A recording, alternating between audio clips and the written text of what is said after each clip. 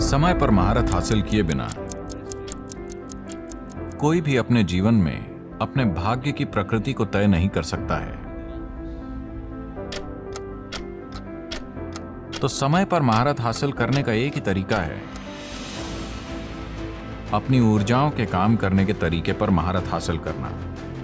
अगर आप एक भाप इंजन की तरह काम कर रहे हैं तो बहुत समय लगेगा। अगर आप एक जेट इंजन की तरह काम कर रहे हैं तो बूम। और जिसने अपने पर महारत हासिल कर ली है उसके लिए पूरा ब्रह्मांड करुणा की मिठास है।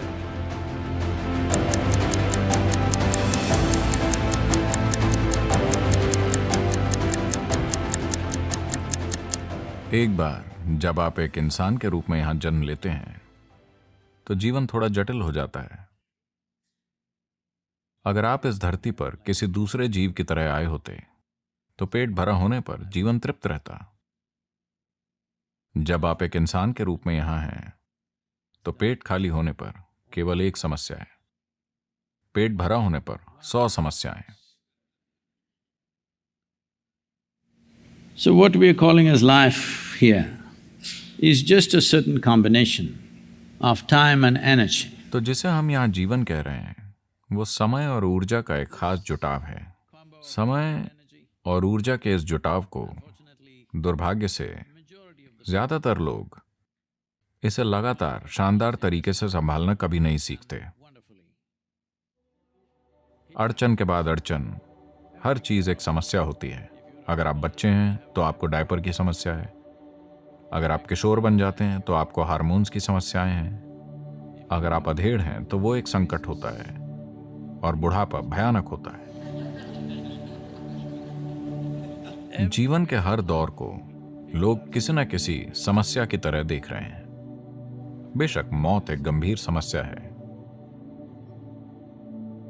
तो ये समय और ऊर्जा का जो जुटाव है उसे हम संभाल रहे हैं।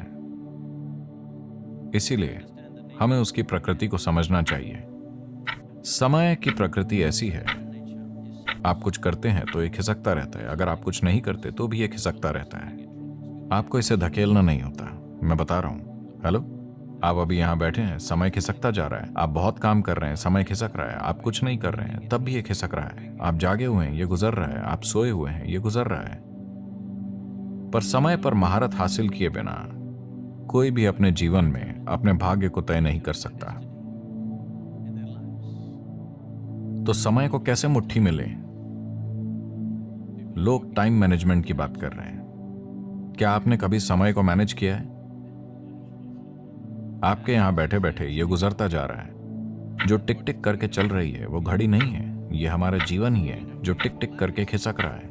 हेलो, मेरे अंदर आने के बाद से आप अपनी कब्र के 2 मिनट करीब हैं। हाँ, आप हैं और मैं भी। यही समय की प्रकृति है। आप जो भी करें या ना करें, आप चाहे जो करें, लेकिन आप समय को पीछे नहीं मोड़ सकते। ये बस आगे बढ़ रहा है। बात सिर्फ इतनी है कि अगर आप खुश हैं तो ये बहुत तेजी से गुजरता हुआ लगता है। अगर आप दुखी हैं तो यह आपके लिए बहुत धीमे बीतता है। क्या आपने इस पर ध्यान दिया है? किसी खास दिन आप बहुत खुश हैं, 24 घंटे फट से गायब। अब आप उदास हैं तो 24 घंटे आपके लिए एक सदी की तरह लगते हैं, हाँ या ना? तो केवल दुखी लोगों का जीवन लंबा होता है। अगर आप एक खुश मिजाज इंसान हैं तो यह जीवन छोटा है। अगर आप परमानंद में हैं तो यह सिर्फ एक पल का है। आपको पता चलने से पहले यह खत्म हो जाएगा।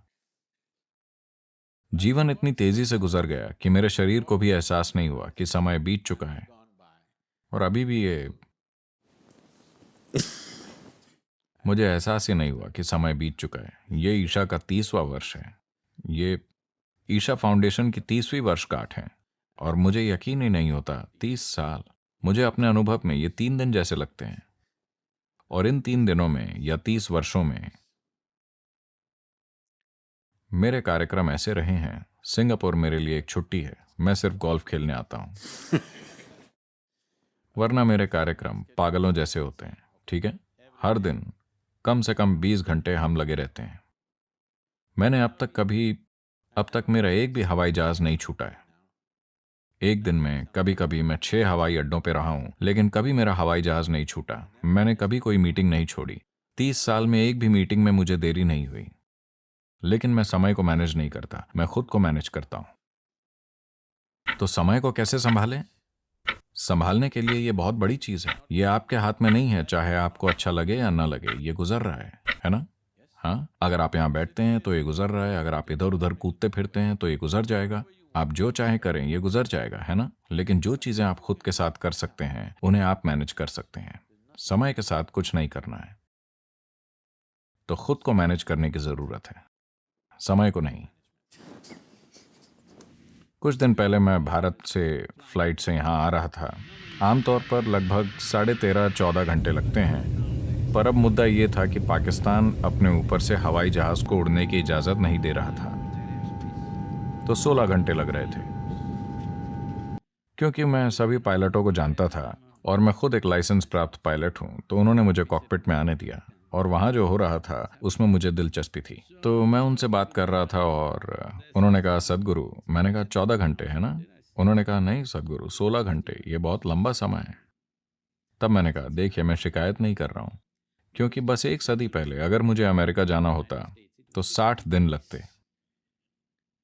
अभी 16 घंटे। मैं शिकायत नहीं कर रहा हूँ, मैं ठीक हूँ। मैं बैठूंगा, लेटूंगा, कुछ पढ़ूंगा, कुछ और करूंगा या आपसे बात करूंगा, लेकिन मैं 16 घंटे के बारे में शिकायत नहीं कर रहा हूं। 60 दिन 16 घंटे कैसे बन गए? सिर्फ इसलिए क्योंकि हम भाप से चलने वाले इंजन से जेट इंजन में आ गए हैं। हेलो, अचानक 60 दिन 16 घंटे हो गए।